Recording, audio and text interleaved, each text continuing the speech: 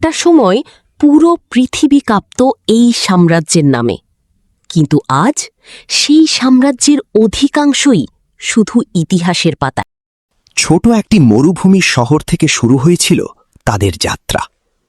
ধীরে ধীরে তারা জয় করতে শুরু করল একের পর এক অঞ্চল।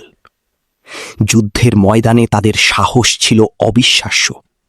শত্রুরা সংখ্যা বেশি হলেও তাদের কৌশলের সামনে বারবার হার মানত।